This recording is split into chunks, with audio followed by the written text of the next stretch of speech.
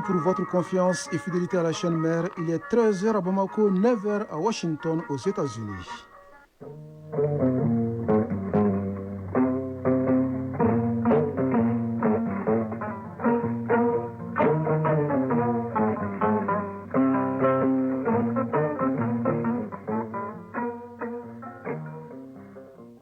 Le journal Bourama Traoré. Mesdames et messieurs, bonjour et bienvenue dans la deuxième édition de Mali Actualité, les titres. Bamako accueille depuis hier les chargeurs des pays de l'AES. Ensemble, ils harmonisent leurs textes et les adaptent aux enjeux du moment avec une volonté commune de promouvoir le développement économique de l'espace sahélien. Un nouveau manuel pour appuyer la lutte contre la corruption et la délinquance financière. Dans le viseur, les étudiants et les élèves fonctionnaires afin qu'ils soient de véritables acteurs de lutte contre cette hémorragie financière. 6 000 soldats rwandais étaient sur le sol congolais entre janvier et mai 2025. C'est ce que révèle le rapport d'un groupe d'experts des Nations Unies publié hier. Le document cite les noms de plusieurs hauts responsables rwandais directement impliqués dans les opérations. Le président américain accueille le 9 juillet prochain à Washington 5 dirigeants du continent pour un sommet, une première qui sonne la fin d'un modèle classique de l'aide publique au développement pour promouvoir un partenariat gagnant-gagnant selon la Maison-Blanche. La Coupe d'Afrique des Nations féminines débute le samedi prochain au Maroc. Le Mali participera à la compétition. À la Coupe du monde du basket des moins de 19 ans masculins, les juniors maliens ont été battus hier par les homologues canadiens en 8e de finale. Ne propagez pas de fausses nouvelles sur l'État, sinon vous tombez sous le coup de la loi pour atteinte au crédit de l'État. De quoi s'agit-il et que dit la loi? On vous répond en fin d'édition dans la chronique judiciaire. C'est tout pour les titres. Ils sont et demeurent un pilier central sur lequel s'appuie tout pays qui veut éviter à sa population les pénuries et les hausses de prix sur les produits d'importation. Il s'agit bien des chargeurs qui assurent l'approvisionnement correct et régulier des pays en marchandises. Depuis hier, Bamako accueille ces acteurs incontournables dans les pays de l'AES. Ils ont 3 jours pour harmoniser leurs textes et les adapter aux enjeux du moment pour un seul objectif, promouvoir le développement économique réel de l'espace commun. Youssouf Diakité y était pour Mali Actualité. Le chargeur moteur de l'intégration des pays de l'AES, défis et perspectives. Voilà la thématique débattue pendant les 3 jours de la rencontre par les experts de la Confédération. L'objectif, c'est pour harmoniser les différentes initiatives allant dans le sens de la croissance économique de l'espace. Ibrahim Soulé, directeur général du Conseil nigérien de chargeurs. Nous allons créer un comité de suivi, un comité opérationnel, une plateforme qu'on mettra à la disposition de ces chargeurs-là pour qu'à chaque fois, sur tous les corridors de rapidité, dès qu'ils ont un petit problème, ils posent le problème et tout de suite, on leur amène l'assistance nécessaire pour leur faciliter leurs tâches. Dr Kassoum Traoré, directeur général du Conseil burkinabé des chargeurs. Cette rencontre sera l'occasion donc pour nous de pouvoir entreprendre donc une réflexion autour donc de l'approvisionnement de notre espace, notamment de revoir donc les relations avec les pays de transit, des pays côtiers. L'objectif recherché, disent-ils, c'est de faciliter la libre circulation des personnes et de leurs biens. Dans ce combat, les 3 pays de l'AES sont appuyés par le Tchad. Jean-Claude Ritembey, chef des services d'exploitation et des opérations du Conseil de chargeurs du Tchad. Qui veut aller loin, ménage sa monture. Donc, nous sommes conscients que l'AES veut aller loin. C'est pourquoi les conseils de chargeurs ont convoqué cette réunion aujourd'hui pour pouvoir ensemble scruter les voies et moyens pour pouvoir travailler en étroite collaboration qui va aussi promouvoir le développement économique réel de l'espace. Baki Siman Sila, président du Conseil malien de chargeurs. En 2011. Après 2011, nous les chargeurs, nous avons commencé à fédérer les efforts pour faciliter la libre circulation des personnes et de leurs biens. Dans les regroupements, il y avait le Tchad et la Centrafrique. Moteur économique avait chargé de boulot. Cheikh Hamed Tidjantal, secrétaire général par intérim du ministère des Transports et des Infrastructures. La présente rencontre des conseils des chargeurs de la Confédération AES s'inscrit pleinement dans les missions de l'Alliance des États du Sahel. Elle contribue notamment à la promotion de l'intégration des peuples par la facilitation de la libre circulation des personnes, des biens et des services, ainsi que par la garantie du droit de résidence et d'établissement dans l'espace AES. Les recommandations formulées à l'issue des 3 jours de travaux, une fois opérationnelles, donneront un ouf de soulagement à l'ensemble des opérateurs économiques, voire au peuple du Sahel. rapport des pays de l'AES. En Guinée, le projet de la nouvelle constitution fait apparaître quelques nouveautés. Le mandat présidentiel passe de 5 à 7 ans, renouvelable une fois. Le texte autorise des candidatures indépendantes à l'élection présidentielle. Autre nouveauté, la création d'un Sénat et d'une Cour spéciale de justice de la République chargée de juger les chefs de l'État et les ministres pour des faits de haute trahison.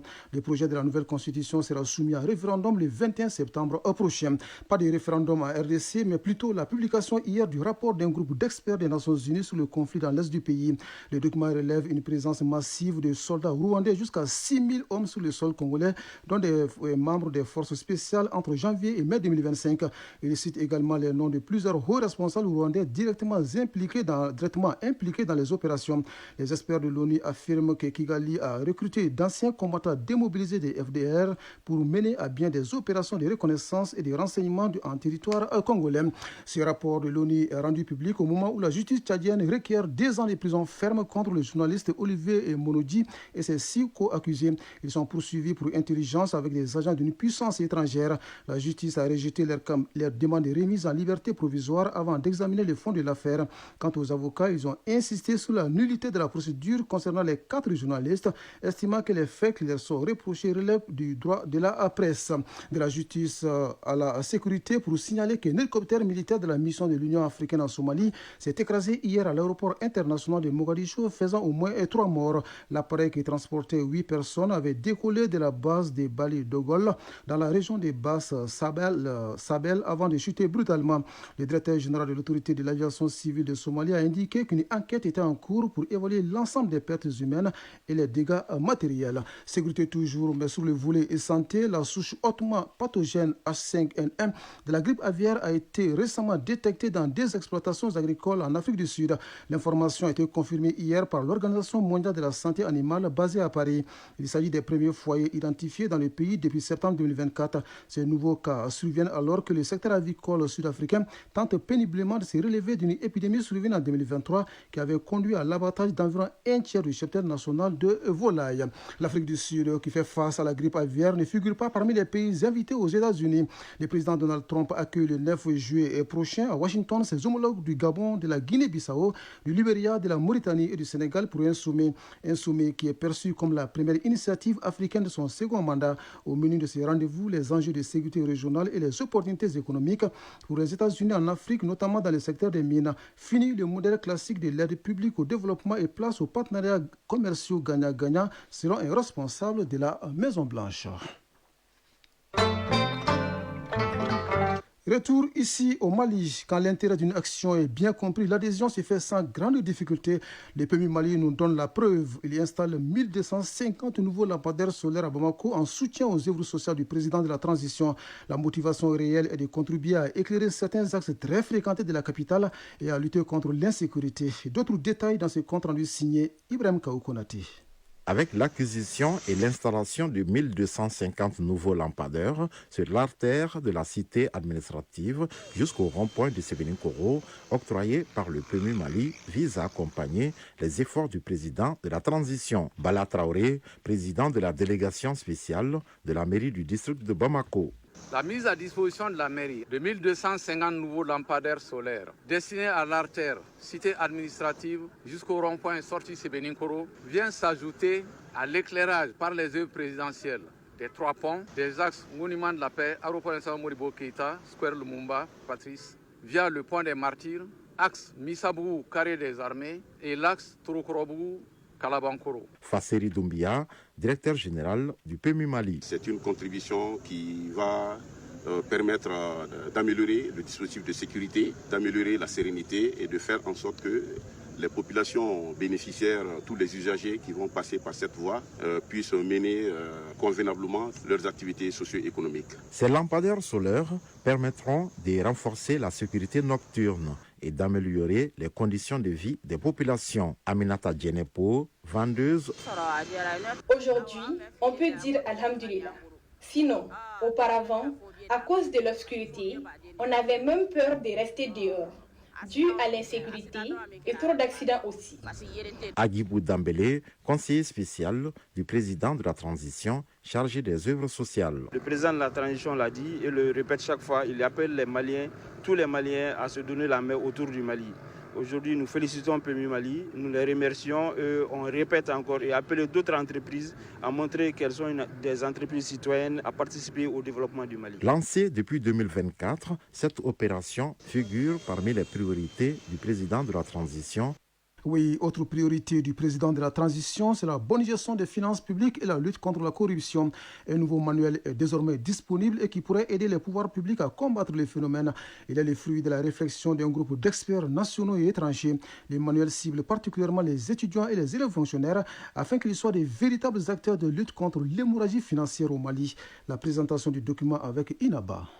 Le manuel de 70 pages a été élaboré par un groupe pluridisciplinaire d'universitaires et de praticiens. L'ouvrage est créé dans le cadre de la mise en œuvre du projet de lutte contre la corruption et pour la bonne gestion des finances publiques pour la JFP, Urikone experte. Mon message, c'est vraiment d'inviter les jeunes, les étudiants, les chercheurs à chercher à lire ce manuel afin d'améliorer leur compréhension de la gestion des finances publiques, de ses liens avec la corruption et des mécanismes qui existent pour pouvoir réduire et lutter efficacement contre la corruption. Ce manuel, de par sa présentation, est accessible au grand public, société civile, universitaires publics et privés. Senja Bod, représentante résidente de la Fondation Friedrich Ebert. Au Mali, la FES s'engage activement sur les questions de justice sociale, de formation politique, de participation citoyenne et de la lutte contre la corruption.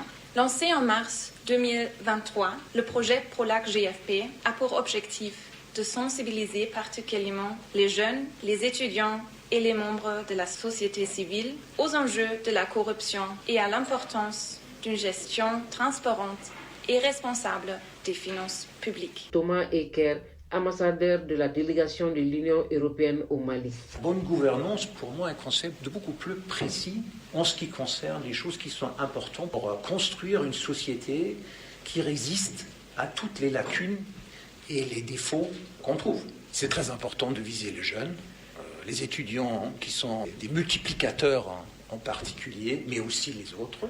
Je veux juste pour rappeler qu'on a contribué avec un financement d'1 million d'euros à cet exercice. Selon les experts, la corruption touche aussi bien le public que le privé. C'est pourquoi le manuel sera distribué gratuitement dans les universités et les bibliothèques pour les besoins de recherche.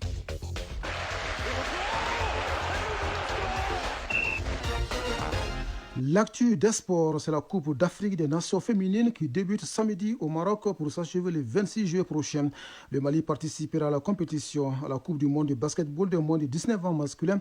Les juniors maliens ont été battus hier par leurs homologues canadiens en 8e de finale. D'une Coupe du monde à une autre, celle des clubs se poursuit aux États-Unis. Les quarts de finale démarrent demain vendredi. Voyons tout cela dans la synthèse de l'actualité sportive qui porte la signature de Isaac Tchenou. Coupe du monde des clubs. Le coup d'envoi des matchs de quart de finale sera donné ce vendredi à 19h temps universel avec une confrontation alléchante entre le champion de la Copa Libertadores, Fluminense, et le représentant asiatique Al Hilal. La journée du samedi sera particulièrement chargée. À 1h du matin, les Brésiliens de Palmeiras croiseront le fer avec le géant anglais de Chelsea dans un match qui pourrait bien être une finale avant l'heure. Plus tard, dans la journée, à 16h, temps universel, le Paris Saint-Germain affrontera le Bayern Munich dans un choc européen très attendu, tandis que le Real Madrid, autre poids lourd du continent, défiera le Borussia Dortmund à 20h, temps universel, pour clôturer cette série des quarts de finale. Et la Confédération africaine de football a dévoilé hier le nouveau trophée de la Coupe d'Afrique des Nations féminines Maroc 2024. Inspiré directement du trophée emblématique de la CAN masculine, ce nouveau design va bien être au-delà d'une simple récompense. Il incarne une célébration de l'égalité, de l'unité et de l'excellence. À travers ce trophée, la CAN féminine affirme une conviction puissante.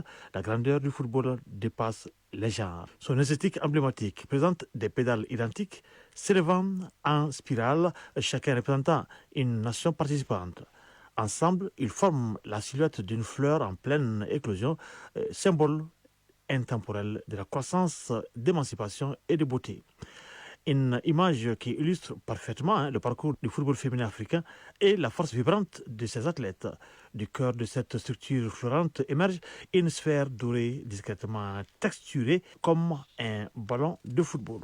Ornée d'une carte d'Afrique en or brillant, elle reflète l'ambition, la fierté et l'influence mondiale du continent dans le football féminin. Confectionné en argent étincelant et en or, le corps du trophée est cerclé d'un anneau doré gravé du logo de la CAF, marquant l'engagement indéfectible de la Confédération à valoriser le football féminin dans ses 54 associations membres.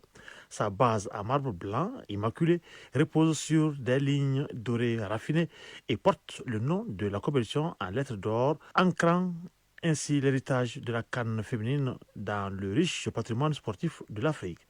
Le Mali est qualifié pour cette phase finale et la compétition commence au samedi et pour prendre fin le 26 juillet prochain. Le match d'ouverture opposera le pays hôte, le Maroc, et la Zambie à 20h anniversaire au stade olympique de Rabat. Le Mali est logé dans le groupe C en compagnie de l'Afrique du Sud, du Ghana et de la Tanzanie. Pour ce qui est du football féminin sur le plan national, la deuxième journée de la phase candidature de championnat national de première division se jouera ce jeudi. L'AS Mandé jouera contre l'Espalion d'Amdelaï à partir de 16h au stade Mouadou Konaté et les deux équipes avaient perdu en première journée. Au même moment, au stade Wenzen Koulibaly, les Amazones de la commune 5 affronteront l'USFAS, récemment vainqueur de la Coupe du Mali. Basketball pour terminer, la Coupe du monde de basketball des moins de 19 ans masculin se poursuit. Les huitièmes de finale ont commencé hier. Les joueurs maliens ont perdu face au Canada 100-75. L'autre représentant africain à huitièmes de finale, le Cameroun, a été battu par Israël 86-84. Nous restons avec Isaac Thienou pour parler de la leçon du sport qui porte ce jeudi sur le Pompier. C'est un combat réel contre des adversaires imaginaires. Les enchaînements techniques correspondent au kata de karaté. La discipline permet surtout de mieux maîtriser le corps et l'esprit. Explication. En taekwondo, les poussées sont les enchaînements codifiés de techniques offensives et défensives représentant un combat contre un ou plusieurs adversaires imaginaires. Et reprenant toutes les techniques de base du taekwondo, les poussées ont été conçues de façon à ce que les pratiquants puissent s'entraîner même en l'absence d'un partenaire. L'exercice a tout son sens, nous dit Dr Yacoub Traoré, ceinture noire 6e dan, président des arbitres de taekwondo au Mali. Un poussé est un combat réel contre des adversaires imaginaires. Les enchaînements techniques correspondent au kata du karaté. Poum signifie forme, sei signifie identité. Et chaque poussé fait référence à un des 8 signes divinatoires. Nous avons 8 poussées à exécuter avant d'accéder au grade de ceinture noire premier dan. Le poussé est d'une grande importance dans la discipline.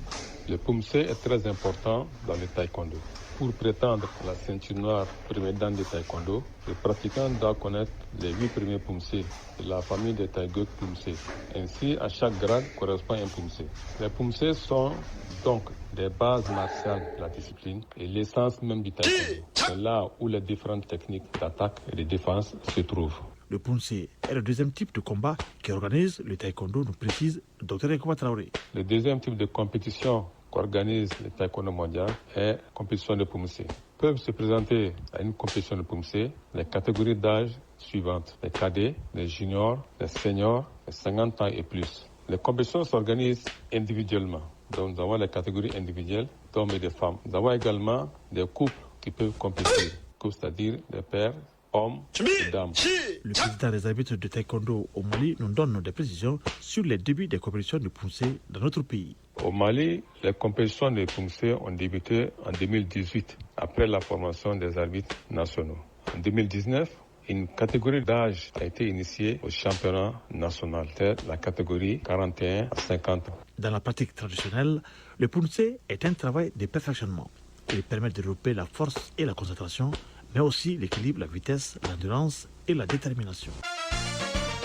Chronique judiciaire. Attention, si vous propagez de fausses nouvelles sur l'État, vous encourez de gros risques puisque vous tombez sous le coup de la loi pour atteindre au crédit de l'État. C'est un délit qui consiste à répandre sciemment dans le public des allégations mensongères susceptibles de remettre en cause directement ou indirectement la confiance dans la solvabilité financière de l'État notamment, et des dispositions légales existent contre les auteurs de cette pratique. On en parle dans la chronique judiciaire en rediffusion avec Garibou Pérou. À la fois financière et morale, l'atteinte au crédit de l'État est un préjudice. Le mot crédit signifie ici la relation de confiance entre l'État, qui est une personne morale de droit public, et le justiciable, une personne physique. Mettre cette confiance en rude preuve, c'est porter délibérément atteinte au crédit de l'État. Bamassa Sissoko, président de la 3e chambre civile de la Cour suprême du Mali. Le mot crédit vient du latin, creditum, la confiance qu'inspire une personne sur sa solvabilité. La confiance en quelqu'un, la confiance en quelque chose, c'est aussi l'autorité, le pouvoir qui résulte de cette confiance.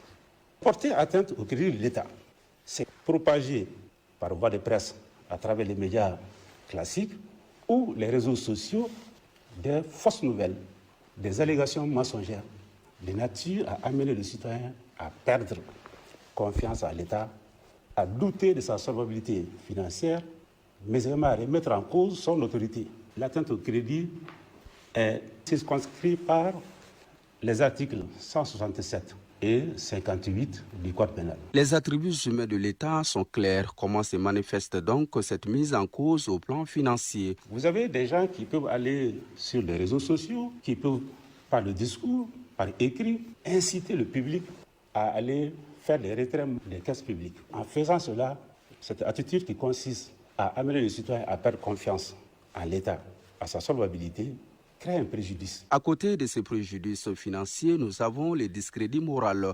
Cette atteinte remet en cause la respectabilité et l'honorabilité de l'État.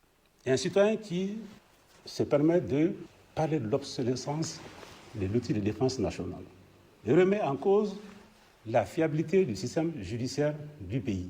Les déclarations de ce genre peuvent carrément effriter la confiance que les gouvernants ont aux gouvernés. Lorsqu'un préjudice est commis, il doit être forcément réparé. La procédure de mise en œuvre et l'exercice de l'action varient selon que l'on soit en face d'une atteinte au crédit financier ou en face du crédit moral de l'État. Quand il y a atteinte au crédit financier de l'État, en ce moment, on applique les dispositions de l'article 172 du Code pénal.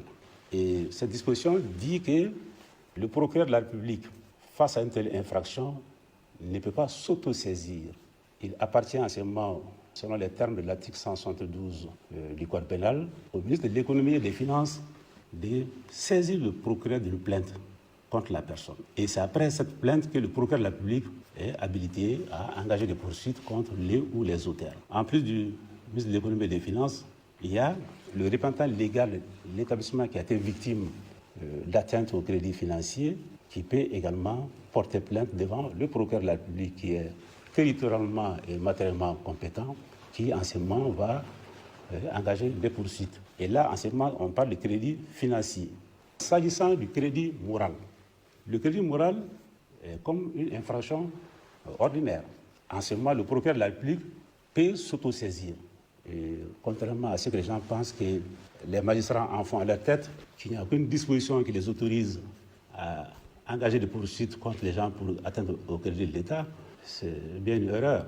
Donc l'infraction existe bel et bien à travers le Code pénal et c'est à juste raison que les magistrats en font application tous les jours. Pour les crédits moraux, le procureur dispose de l'opportunité des poursuites par autosaisine. Financier, il doit être préalablement saisi d'une plainte avant d'exercer l'action publique.